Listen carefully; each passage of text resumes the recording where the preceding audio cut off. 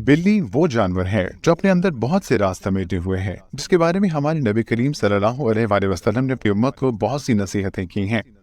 مذہب کے ساتھ ساتھ بلی اپنے اندر بہت سی سائنسی خصوصیات بھی رکھتی ہے جو بلا شبہ آپ کو حیران کر دے گی، اور آپ آج سے بلی پالنا چاہیں گے۔ یہ تمام راز جاننے کے لیے آپ سے گزارش ہے کہ ویڈیو آخر تک دیکھیں۔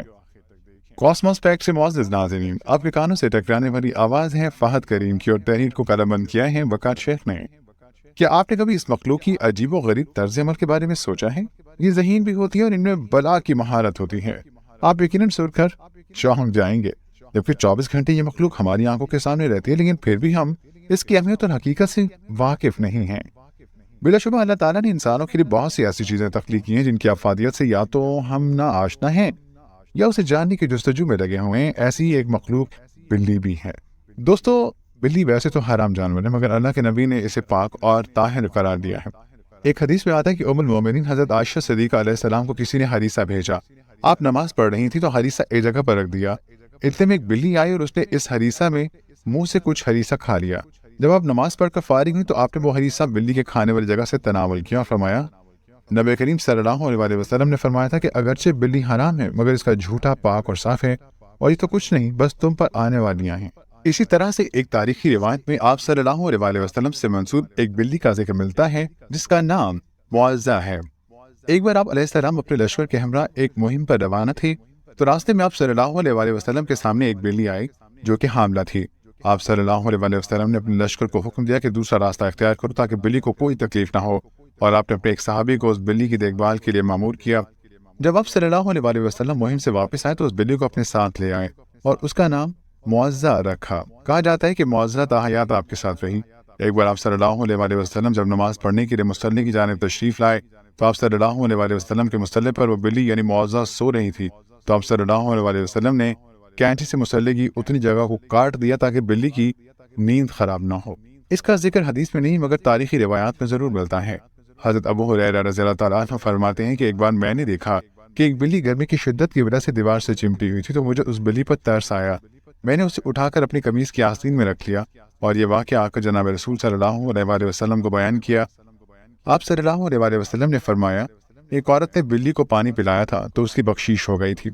حضرت عبداللہ بن عمر رضی اللہ تعالیٰ عنہ فرماتے ہیں کہ نبی پاک صلی اللہ علیہ وآلہ وسلم نے ارشاد فرمایا، ایک عورت تھی جس نے بلی کو قید کر کے رکھا ہوا تھا، جو نہ اس کو پانی دیتی تھی نہ کھانا، اور اسی حالت میں وہ عورت مر گئی۔ اللہ کے حضور اس عورت کو اس بلی کو تکلیف دینے کی وجہ سے عذاب ہوا۔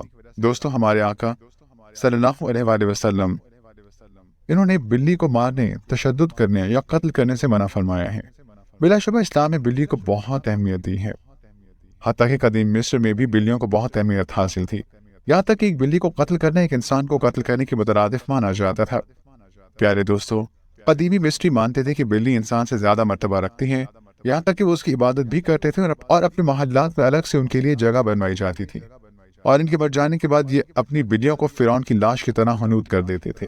ماڈرن سائنس اپنی تحقیق سے بلی کے بارے میں آج جو انکشافات کر رہی ہے، بلا شبہ وہ سب کچھ آج سے 1400 سال پہلے ہمارے پیارے نبی حضرت محمد صلی اللہ علیہ وآلہ وسلم بتا چکے ہیں۔ ماہرین اس بات کا انکشاف کرتے ہیں کہ بلی کو انسان کا لمس اور انسان کو بلی کا لمس اچھا لگتا ہے، جس کے چھونے سے بلی کو سکون محسوس ہوتا ہے، جبکہ بلی کے لمس میں ایسے بیکٹیریا پائے جاتے ہیں جو انسان کو ڈپریشن جیسی بیماری سے دور کرتے ہیں اور انسان کو ذہنی سکون دیتے ہیں۔